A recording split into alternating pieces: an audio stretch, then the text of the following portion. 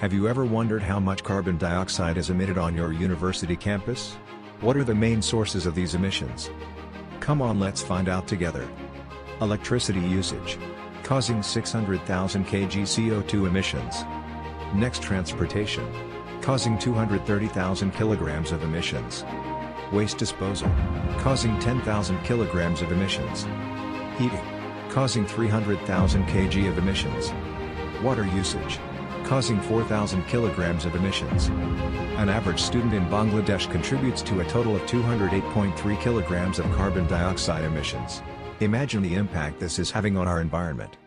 The 163 universities in Bangladesh collectively emit approximately 169,764.5 tons of CO2. This level of emissions underscores the urgency for implementing effective carbon reduction strategies to mitigate ecological impacts and support sustainability efforts. Rising CO2 levels significantly contribute to global warming, with average temperatures in Bangladesh already increasing by approximately 1 degree Celsius since the 1970s. If trends continue, projections indicate a temperature increase of 1.5 degrees Celsius to 2 degrees Celsius by 2050. This warming trend intensifies the frequency and severity of extreme weather events, including cyclones, floods, and droughts. Severe cyclones have increased from 1 to 2 per decade in the 1970s to 4s5 per decade currently. Then what's the solution for this? Presenting our unique idea of photobioreactors in achieving a green campus.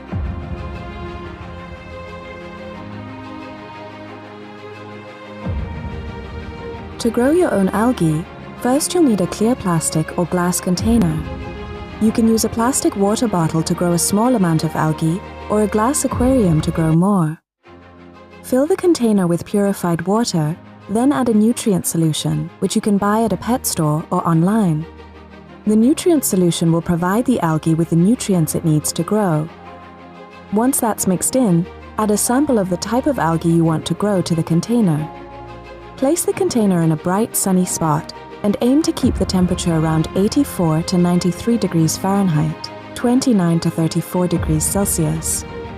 As your algae starts to grow, the water will become greener and more opaque. After 8 to 10 days, you can transfer some of the algae to a bigger container if you'd like, and use it to start growing new algae in other containers. Each time you start growing a new batch of algae, add more nutrient solution. Diesel is used in cars, trucks, heavy machinery, and ships. Diesel is even used to generate electricity in remote mining projects and domestic peak top-up power stations. Jet fuel is needed to power aircraft for commercial transport. Both diesel and jet fuel are used extensively by the defense services. Existing global fossil fuel oil reserves are rapidly depleting. At current rates of consumption, the world uses 30 billion barrels of oil per annum. Sourcing this oil poses security and environmental challenges. As reserves decrease and consumption increases, prices will continue to rise. The alternative viable way to source oil is from industrial-scale, high-yield growth systems using algae. Algae uses the sun, carbon dioxide, and nutrients to grow. In a controlled environment, algae can multiply many times each day. Selected algae can produce 50% oil and 50% biomass, which converts to fuel products. This makes algae one of the world's most valuable, sustainable, and renewable fuel resources. Algae Tech has perfected an industrial-scale technology to grow algae for fuel. Algae Tech technology is based on the growing and harvesting of this valuable algae. The Makanchi Strout technology uses 40-foot shipping containers, along with a solar source of light, to grow algae rapidly and profitably in a scalable and environmentally sustainable enclosed system.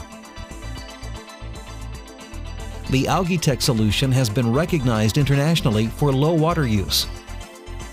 The ability to capture waste carbon dioxide feeds from industry and power stations, and the scalable modular design.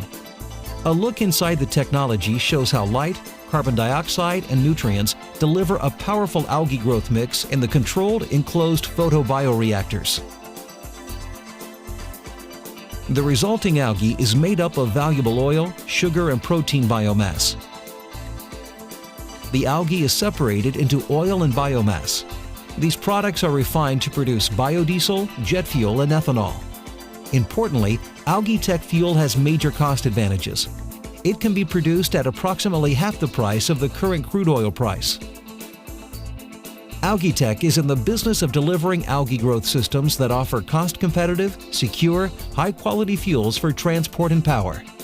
At Industrial Plankton, we make algae culture systems, like the one you see here, for growing algae in hatcheries. Reliably producing enough high-quality algae is a major pain for a lot of hatcheries, and it's estimated that algae production costs around 40% of total operating costs. One of the main reasons for this cost is because producing algae requires a lot of labor using traditional methods, and not only a lot of hours, but a lot of skilled labor as well. Some of the ways that our system cuts down on labor is by automating a lot of the key aspects of algae culture. For example, cleaning the tank and sanitizing the tank in our system are accomplished by a clean-in-place system. We also have automated nutrient and water additions, as well as automated harvest, continuous or semi-continuous. The microalgae photobioreactor project creates 50 to 100 jobs in cultivation, harvesting, processing, and administration. It produces 7,500 liters of biofuel annually, reducing fossil fuel reliance and cutting CO2 emissions by 82,500 kilograms CO2 per year. The system will sequester 90,000 kilograms CO2 annually, with each of the 5,000 students contributing to absorbing approximately 18 kilograms CO2 annually. We use nutrient-rich microalgae like spirulina, 60 to 70% protein, which can improve the diets of 15 million malnourished people in Bangladesh.